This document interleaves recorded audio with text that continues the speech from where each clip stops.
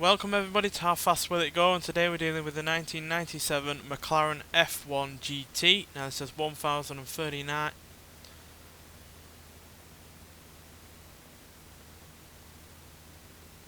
Welcome everybody to How Fast Will It Go, and today we're dealing with the 1997 McLaren F1 GT. Now this says 1439 horsepower, 1061 pounds-feet of torque from a 6.6 litre twin turbocharged V12 engine, and the car itself now weighs 2,131 pounds. Now has all-wheel drive, and it can do 0 to 60 in 1.654 seconds, and go on to 100 mile an hour in 3.506 seconds. So yeah, this is obviously the racing version of the standard F1.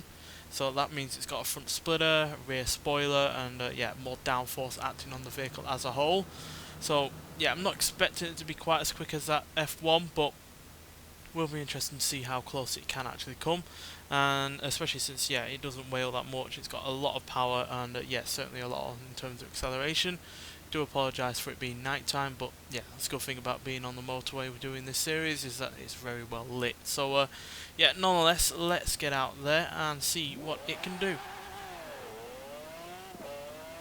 Got a glorious sounding V12. Don't even think we can hear the turbochargers on it. The V12's that loud. There's 250. Ludicrous speed. There's 271.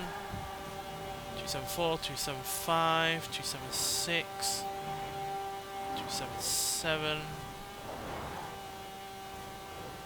Though I do, in all honesty, think that's because we're on a downhill section. So yeah, oops, it is back and forth there. But yeah, we're gonna have to see if we can match 277 on the other side of the motorway, because I really do think we took full advantage of the slight downhill part there in that tunnel. But even if we could do 275, that is still fairly good, especially when you consider this has a lot more in the way of aerodynamic downforce than the standard F1, which is obviously acting on it all the more the faster that we go.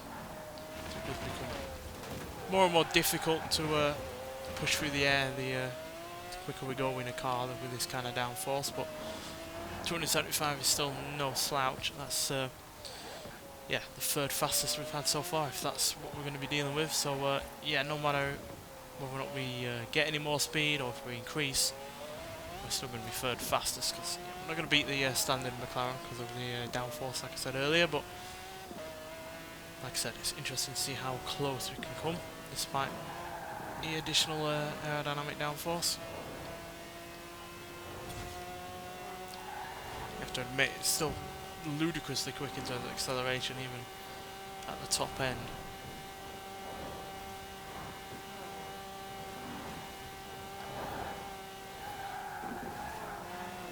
And it handles fairly well as well, especially considering, you know, it's got all-wheel drive, which it never had originally. But I do think 275 is all we're going to be getting today, because yeah, as you can see, we're going uphill this time. And yeah, not able to get any more speed.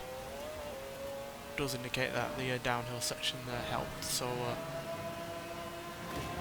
yeah, if you're going downhill, it will do 277. But in terms of, you know, flat land or going uphill, then you might make that. But yeah, 275 is still really, really impressive. That is the third fastest car we've ever had on this series, beating the Lamborghini Aventador, McLaren P1, Porsche 906 Carrera 6, the Porsche 917 LH, and the Porsche 911 Carrera S by 2 mile an hour, 6 mile an hour off the standard F1, and 10 mile an hour off the Jaguar D-Type, which still sits at the top of the leaderboard. But it also beats newer cars like the Ferrari 812 Superfast, Lamborghini Aventador LP750, not the 7, as well as obviously the LP700, which is 2 mile an hour behind this, and the Lamborghini Murcielago. So it's yeah, quicker than several newer cars, and yeah, also easily one of the best handling cars that we've had on this series, because again, it has that aerodynamic downforce, which makes the car handle really, really good even at slower speeds. So when you're doing 270, it's going to have all the handling in the world. So yeah, it was easily able to dart in and out of traffic and go around any corners on the motorway, while also being relentlessly quick in terms of acceleration, even as we were doing 250 plus. And yeah, it sounded great as well with that V12 engine, especially in the tunnel. So yeah, phenomenal car really, and yeah, easily one of the best we've had on this series, especially in terms of controllability and yeah, general entertainment. Nonetheless, thanks for watching, and I'll see you in the next one. Bye.